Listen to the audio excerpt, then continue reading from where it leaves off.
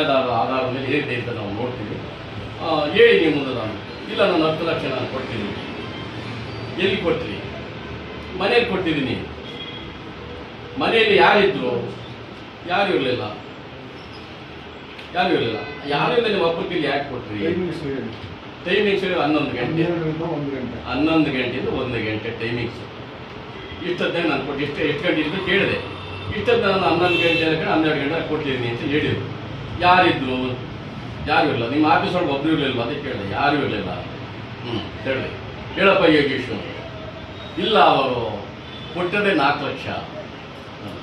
ಯಾರ್ಯಾರು ಹೋಗಿದ್ವಿ? ಗುಡಿಗೌಡರು. ನಾವು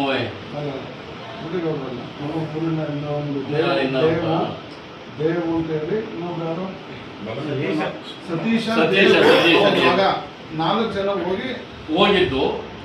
ಅಲ್ಲಿ ಹೋದಾಗ ಏನಂದ್ರು, ಬೊಪ್ರಿ ಅಂಗಡಿ ಶಿವಣ್ಣರಿಗೆ ಹೇಳಿದ್ನಿ ಹೋಗಿ ಅಂತಂದ್ರು. ನಾವಲ್ಲಿ 4 ಜನ ಅಲ್ಲಿ ಹೋದು. ಯೋಗೇಶ್ ಹೇಳಿದ ಮಾತು, 4 ಜನ ನಾವಲ್ಲಿ ಹೋದಾಗ ಶಿವಣ್ಣರು ಅವ್ರಿಗೆ ಫೋನ್ ಮಾಡಿ ಸಂತೋಷ್ ಅವ್ರಿಗೆ. ಆವಾಗ ಕೊಟ್ಕಳ್ಸಯ್ಯ ಅಂತ ಹೇಳಿದ್ರು. 5 ಲಕ್ಷ ಅಂತ ಹೇಳಿದ್ರಂತೆ. ಅಲ್ಲಿ ಅವರು 4 ಲಕ್ಷ ಹೇಳಿದ್ರು ಸಂತೋಷಣ್ಣ ಅಂತ ಹೇಳಿದ್ರು. 4 ಲಕ್ಷ ಕೊಟ್ಟರು. ಸಂಜೆ ಇದ್ರು 4 ಲಕ್ಷ ಕೊಟ್ಟರು.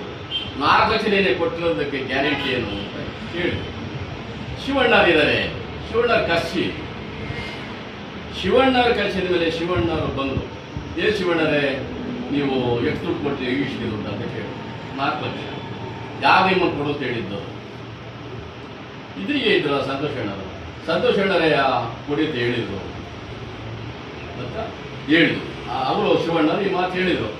ನಿಲ್ಲಿಸಿ ಅಂತೇಳಿ ನೋಡಿ ಸಂತೋಷರೇ, ಇಲ್ಲಿ ಇವರೇ 4 ಲಕ್ಷ ನಾನು ಹೇಳಿದ್ರು, ನಾನು ಕೊಟ್ಟಿದ್ದೀನಿ ಅಂತ ಹೇಳ್ತಾ ಇದ್ದಾರೆ ಶಿವಣ್ಣರು. ಇದಕ್ಕೆ ನೀವೇನು ಹೇಳ್ತೀರಾ? ಅದು 4 ಲಕ್ಷ ಅಲ್ಲದೆ ನಾನು ಬೇರೆ 10 ಲಕ್ಷ ಮನೇಲೇ ಕೊಟ್ಟಿದ್ದೀನಿ.